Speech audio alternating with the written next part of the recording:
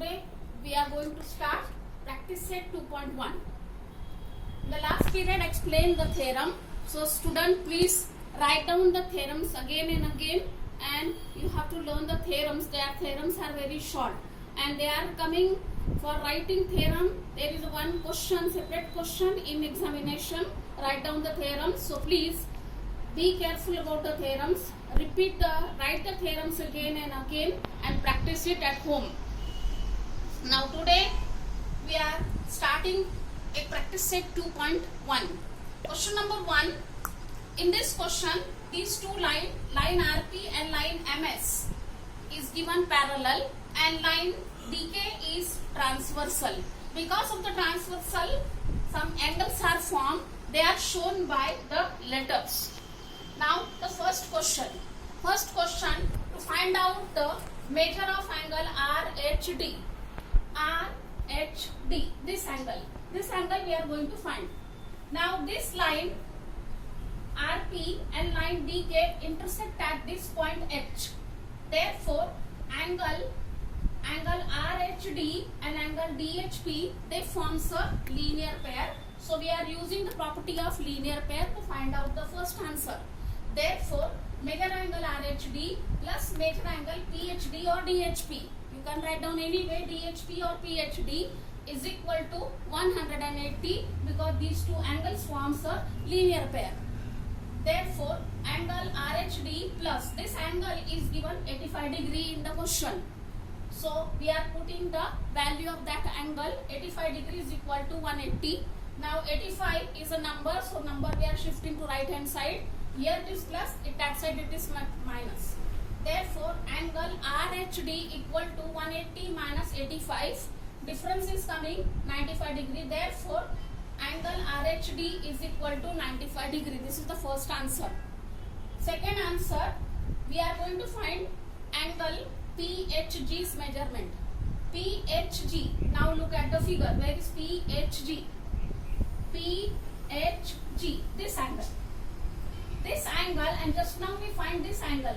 These two angles are vertically opposite angle because these two lines intersect at point H. So we can use the property of vertically opposite angle.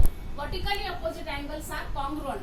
Therefore, angle PHG is equal to measure of angle RHD because these two angles are vertically opposite angle. And just now we find RHD 95 degree. Therefore, measure angle PHG is also 95 degree. Now the third sub question, we are finding measure of angle HGS. This HGS, look at the figure, HGS and this DHP given angle, both are corresponding angle. They forms a corresponding angle pair. Therefore, corresponding angles are congruent. We prove by theorem also, and the property is also there. Therefore, these two angles are equal. But this angle DHP is given 85 degree. Therefore, a measure angle HGS is also 85 degree. The fourth question, measure angle MGK. MGK is equal to again HGS. This HGS and MGK, they are vertically opposite angle. They are equal. Therefore, measure angle MGK is 85 degree. So in this way, you are writing the answer. When you are writing the answer, for that proper reason for each statement you are writing. Without reason, if you are writing statement, the marks will be cancelled from your paper. So remember, when you are writing statement, reason must be there. Reason is compulsory. Start. Question number 2. 4 lines are given. Among that, line P and line Q are parallel to each other, parallel lines, and line L and line M are transversal. They are not parallel lines. So they are transversal for these two parallel lines P and Q. Therefore, first we are using the first transversal, that is L transversal. Line P parallel line Q, these are given, and line L is our transversal. Therefore, first answer, measure angle A we are going to find. Measure angle A plus this 110 degree makes a linear pair. So therefore addition is 180 and reason is angles in linear pair. Therefore, major angle A is equal to 180 minus 110. Angle A is coming 70 degree. First answer. Now, angle A and one more angle we are considering here. Let's suppose that angle is E. It is not given, but we are taking for our convenience. So, this angle A and this angle E, which we have just now taken, they are vertically opposite angles. So, vertically opposite angles are equal in measure. Therefore, angle E is also 70 degree because A angle is 70 degree. Therefore, this angle E is 70 degree.